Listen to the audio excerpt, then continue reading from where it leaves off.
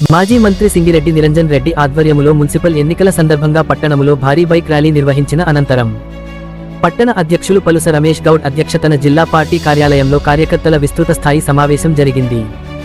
ఈ సమావేశములో మున్సిపల్ ఎన్నికల ఇన్ఛార్జ్ స్వామిగౌడ్, మాజీ శాసన మండలి చైర్మన్ హాజరై మాట్లాడారు. స్వామిగౌడ్ మాట్లాడుతూ ఆంధ్ర పాలకుల బానిస పాలనకు చరమగీతం పాడి తెలంగాణకు కేసీఆర్ విముక్తి కలిగించారని, కానీ నేడు రేవంత్ రెడ్డి మళ్లీ ఆంధ్ర పాలకుల తొత్తుగా మారి తెలంగాణ ప్రయోజనాలకు భంగం కలిగిస్తున్నారు అని ఆరోపించారు. మున్సిపల్ ఎన్నికల్లో కేసీఆర్ సంక్షేమ పథకాలు, మనం చేసిన అభివృద్ధి వివరించి ఓట్లు అభ్యర్థించాలని పిలుపునిచ్చారు. పార్టీ నిర్ణయించిన అభ్యర్థికి ఐకమత్యంగా పనిచేసి గెలిపించుకోవాలని, టికెట్ రాని వారు నిరాశ చెందవద్దని, పార్టీ భవిష్యత్తులో మరిన్ని అవకాశాలు కల్పిస్తుందని భరోసా ఇచ్చారు. మాజీ మంత్రి సింగిరెడ్డి నిరంజన్ రెడ్డి మున్సిపల్ ఎన్నికల సన్నాహక సమావేశంలో మాట్లాడుతూ బీఆర్ఎస్ పార్టీ నిర్వహించిన బైక్ ర్యాలీకి ప్రజల నుండి అనూహ్య స్పందన లభించిందని, ప్రజలు మళ్లీ కేసీఆర్ సీఎం కావాలని కోరుకుంటున్నారని అన్నారు. పట్టణములో అభ్యర్థుల గురించి పార్టీ అంతర్గత సర్వేలు నిర్వహిస్తుందని, పార్టీ పట్ల విశ్వాసం, విధేయత, కార్యకర్తల ఏకాభిప్రాయం కలిగిన వాళ్లను అభ్యర్థులుగా నిలబెడతామని, అందరం సమిష్టిగా పనిచేసి గెలిపించుకోవాలని పిలుపునిచ్చారు. టిక్కెట్లు రాని వాళ్లు సమర్థులు కారని, పార్టీ అభిప్రాయం కాదని, వారికి కూడా పార్టీ తగిన రీతిలో గౌరవం, ప్రాధాన్యత కల్పిస్తుందని భరోసా ఇచ్చారు. మున్సిపల్ ఎన్నికల్లో విజయం సాధించి కేసీఆర్కి మన తరపున బహుమతి ఇద్దామని ప్రతిజ్ఞ చేశారు. కీలక సమావేశం, అంతర్గత సమావేశం పెట్టి మీకు ఎట్లా పని చేసుకోవాలి, ఏమేం చేసుకోవాలి సూచనలు కొన్ని ఇస్తాం. మీ అనుభవాన్ని జోడించుకొని మీ తెలివితేటల్ని మీరు ప్రదర్శిస్తూనే మేము చెప్పినవి ఖచ్చితంగా మీరు పాటించండి. విజయవంతమై వస్తారు, మీరు విజయం సాధించి వస్తారు. ఏదో చెప్తారు, మనం దావత్ చేద్దాం, ఇవాళ రేపు ఎక్కువ అది శాంపిల్ తీయడం. జనరల్గా పెద్ద పెద్ద సంస్థలు ఒక అసెంబ్లీ నియోజకవర్గ పరిధిలో 2 లక్షల పైసలు కోట్లు ఉంటే వాళ్ళు 2000, 3000 శాంపుల్ తీస్తారు. అటువంటిది మనం ఒక టౌన్లో వేళ 5000 పైచీలకు 6000 దగ్గర శాంపుల్ తీసినాం ఒక టౌన్లోనే. కాబట్టి దాంట్లో యాక్యురసీ వస్తుంది.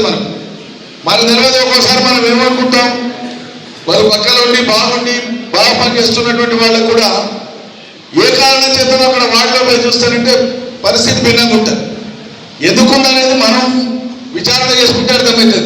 ప్రజల మీద నిందయకూడదు ఎప్పుడు. కొన్నిసార్లు ఎందుకు నచ్చుతామో తెలియదు, కొన్నిసార్లు ఎందుకు నచ్చమో తెలియదు. సినిమాలు ఉంటాయి కదా, ఓ బాక్స్ ఆఫీస్ 1000 కోట్లు వస్తుంది అనుకునే తుస్సుమంటది. ఇది ఏముందిరా సినిమా అనుకుని మొదలాడనుకున్నా చూస్తానంటే అది 100 రోజులు కొడుతుంది. ప్రజల మూడు ఎట్లుంటుందో తెలియదు. కాబట్టి ప్రజలు ఏం ఆలోచిస్తున్నారు కానీ మనం అతకడానికి ప్రయత్నం చేయాలి. మన వైపు నుంచి ఏం గ్యాప్ ఉందో, ఏం లోపం ఉందో సరి చేసుకోవాలి. నేను అనుభవంతో చెప్తున్నా, ఒకటిగా చెప్తలేను. చాలా మందిని అడిగిన, ఒకరిని అడిగిన, మన నాయకుల కార్యకర్తలుగా ప్రజల్ని అడిగిన, ఏమి ఇంత చేశాక మీకు ఎందుకు మనసు రాలి, ఏం కష్టం అనిపించంటే కొందరేమో అబ్బా మేము వేసినాం అన్నారు. కొందరేమో ఏమయ్యా 2 సార్లు వేసి మీకు వేసారు, ఇంకా చాలదా అనుకొని ఇక్కడ వేసిపోయా. ఇంకోరేమో అయ్యా అవన్నీ చేసినాం కానీ మాకు ఇల్లే రాలేదయా అని ఒకరన్నారు. ఎవరు మాకు రేషన్ కార్డే ఇవ్వలేదా 3 ఏళ్ళు తెలుస్తారు. ఇంకోరం మా ముసలాడు చచ్చిపోయి 3 ఏళ్ళ పెన్షన్ 100 సార్లు అడిగితే ఎక్కువ. అంటే ఇటువంటివన్నీ కూడా ఈ కారణాలు ఏవైనా కావచ్చు. మన ఓటర్లకు చెప్పాల్సినటువంటి అవసరం ఉన్నది. అందుకే మిమ్మల్ని నేను కోరుతా ఉన్నా, తెలంగాణ ఉద్యమము ఆనాడు వలస పాలకుల వల్ల తెలంగాణ ఉద్యమం జరుగుతుంది. ఈనాడు రాష్ట్రం వచ్చినాక రాష్ట్రాన్ని తిరిగి మళ్ళొక్కసారి వలస పాలక అప్పచెప్పడానికి కృష్ణా నదితో పాటు మిగతా గోదావరి నీళ్లను అక్కడ ఆంధ్ర పంపడానికి జరుగుతున్న ప్రయత్నాన్ని మనం అడ్డుకోవచ్చు. ఈనాడు మన నదులు మళ్ళొక్కసారి ఇక్కడే పోతున్నాయి. కారణం ఏంటి? ఆయన గురువు అక్కడ ముఖ్యమంత్రిగా ఉన్నాడు. నిన్న మొన్న వీళ్ళిద్దరు కలిసి చేసినారు. తెలంగాణ ఉద్యమం జోరుగా జరుగుతున్నటువంటి సమయాన చంద్రబాబు నాయుడు నేను కరీంనగర్ వస్తానంటే మొత్తం తెలంగాణ సమాజం అంతా నువ్వు రావద్దు, నువ్వు తెలంగాణకు మోసం చేసినాడు రావద్దు అని అంటే రేవంత్ రెడ్డి గారు ఇంట్లోకి వెళ్ళి తుపాకీ తీసుకొని జీప్ ఎక్కి మా గురువుని ఎట్లా రానియర్ చంద్రబాబు నాయుడు అని తెలంగాణ ఉద్యమానికి అడ్డంగా తుపాకీ లేపినటువంటి వాడు ఈనాడు ముఖ్యమంత్రి. దయచేసి ఒకసారి జ్ఞాపకం చేసుకోండి. ఏమి నువ్వు తెలంగాణ ఉద్యమానికి ఏం కష్టపడినావు అని చెప్పి తెలంగాణ గురించి మాట్లాడుతున్నావు, ఏ బిడ్డ కష్టపడినావు తెలంగాణ గురించి మాట్లాడుతున్నావు. అందుకే మళ్ళొక్కసారి ఇవన్నీ సరి చేయడం కోసం ఎవరు రావాలి? సార్ మళ్ళొక్కసారి రావాలి. కేసీఆర్ కేసీఆర్ మళ్ళొక్కసారి రావాలి. కేసీఆర్ ఈనాడు సార్ రావాలని ప్రతి పల్లె అడుగుతోంది. కారణం ఏంటి? సార్కున్నటువంటి మేధావి, ఆ శక్తి అలాంటిది. ఒక రైతు బిడ్డకు వ్యవసాయ మంత్రి ఇచ్చాడు, ఒక గౌండ్ల బిడ్డకు ఎక్సైజ్ శాఖ ఇచ్చాడు, ఒక చేనేత బిడ్డకు చేనేత శాఖ ఇచ్చాడు. ఎవరు మంత్రు, ఎవరు ఎమ్మెల్యేలు ఏ వృత్తిలో ఉంటే, ఏ కులంతో వస్తే ఆ శాఖలు అప్పచెప్పాడు. వాళ్ళ కులంలో బాధలు వాళ్ళకి తెలుస్తాయని. మరి ఈనాడు జరుగుతున్నది ఏమిటి? ఆలోచించండి మిత్రులారా. సార్ రావాలి అంటే కింద ఫౌండేషన్ పెట్టి ఉండాలి. సార్ పైకి ఎక్కాలి అంటే కింద ఫౌండేషన్ పెట్టి ఉండాలి. ఆ ఫౌండేషన్ మీరంతా. ఈ ఫౌండేషన్ గట్టిగా లేకపోతే సార్ రావడం కష్టం. ఫౌండేషన్ గట్టిగా చేయడం కోసం, మీతో కలిసి పనిచేయడం కోసం నేను ఇక్కడికి వచ్చాను. ఎమ్మెల్యే గారు మంత్రిగా పనిచేసినటువంటి వారి అనుభవం ముందు మాది ఏమి లేదు. కానీ మిమ్మల్ని సమన్వయం చేయడం కోసం, ఏం చేసుకోవాలని చెప్పడం కోసం మాకు ఇక్కడికి వచ్చాను. అందుకే ఈరోజు మీకు నేను చెప్తా ఉన్నాను, దయచేసి మీరంతా ఆలోచించండి. మనకు చిన్న చిన్న గొడవలు ఉంటాయి గల్లీలో. ప్రతి గల్లీలో, ప్రతి ఓటర్ దగ్గర కూడా మనం తిరగాల్సినటువంటి అవసరం ఉన్నది. కేసీఆర్ ఇచ్చిన పథకాలు మరొకసారి జ్ఞాపకం చేయాల్సిన అవసరం ఉన్నది. తల్లికి ధరణి కార్యక్రమం, ఎవరికైతే పొలంలో వాళ్ళకు ధరణి కార్యక్రమాలు తీసుకొచ్చారు, ఎవరికైతే భూమిలో రైతు బంధు తీసుకొచ్చారు, రైతు రుణమాఫీ తీసుకొచ్చారు, గౌన్లకు మోకులు ఇచ్చారు, సాగర్లకు ఇస్త్రీ చేసుకోవడానికి కరెంటు ఫ్రీ ఇచ్చాడు. ఈనాడు కరెంటు ఫ్రీ లేదు, రైతు బంధు లేదు, మహిళలకు స్కూటర్లు లేవు, బంగారం లేదు, మహిళలకు గౌరవం లేకుండా పోయింది. అందుకే ఈరోజు మిమ్మల్ని అందరినీ నేను కోరుతా ఉన్నాను, రేపు ఖచ్చితంగా నేను వనపర్తిలో చూసినటువంటి ఈ ఊరేగింపు నేను మొత్తం పట్టణం అంతా చూశాను. మన ర్యాలీని చూసి చెయ్యి లేపనలు లేదు, ప్రతి ఒక్కరు కూడా చేయలేకపోయారు. లేపి మాకు యాస్ట్ వచ్చింది, కానీ ప్రతి ఒక్కరు కూడా అంటే మనం అంటే ఎంత గౌరవం ఉందనే విషయాన్ని దృష్టిలో పెట్టుకోవాలి. ఇక్కడ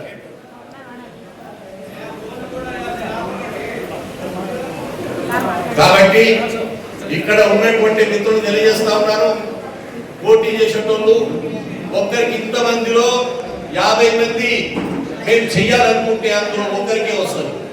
మిగతా ఇక్కడ 5,000 మంది కార్యకర్తల్లో ఈ రోజు ర్యాలీలో పాల్గొన్నటువంటి వారు 4 మహిళలు.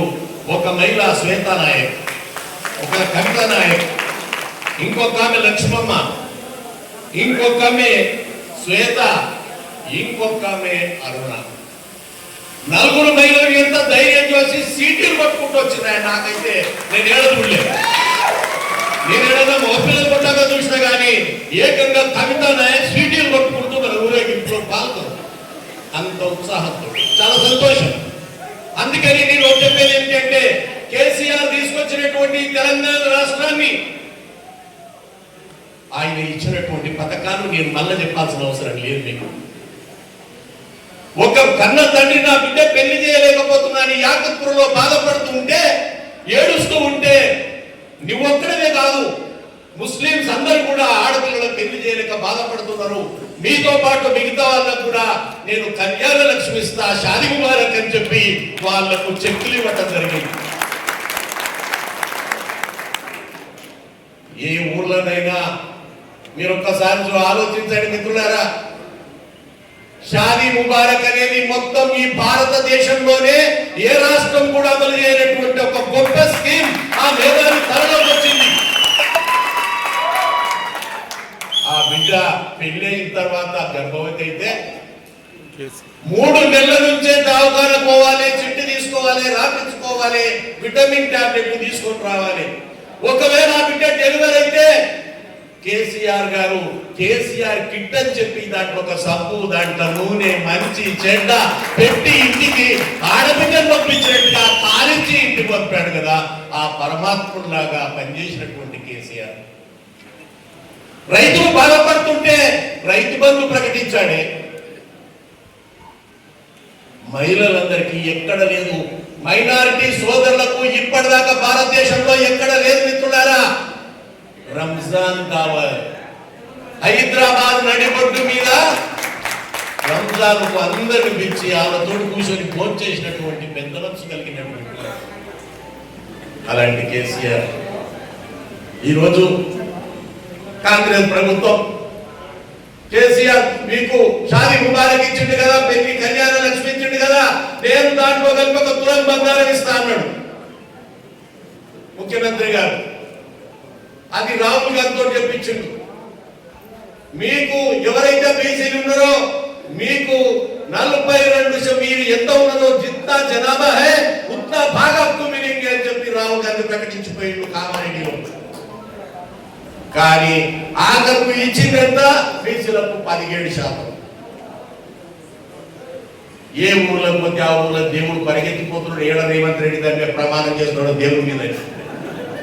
ఆ ఊర్లో పోవాలి, హనుమన్న గుడి మీద ప్రమాణం చేస్తున్నా, నేను ఇచ్చిన ఏళ్ళు మీకు అమలు చేస్తానని చెప్పాలి. ఈ విధంగా అబద్ధాలతోటి పుట్టినటువంటిది అబద్ధాల కోరు ప్రభుత్వం. ఇంట్లో కోడలకు ఖర్చుకి ఇస్తాడు, ఒక మహిళకి 25,000 ఇస్తాడు, ఒక ఆటోకి 12,000 ఇస్తాడు, నిరుద్యోగి కొనుగు రాకపోతే నువ్వు తిరగనీకే పైన చేసుకోనికే డబ్బులు ఇస్తాడు. నీ ఇంట్లో బిడ్డ ఉడితే 7వ తరగతి పాస్ అయితే చాలు నేను స్కూటీ ఇస్తాడు,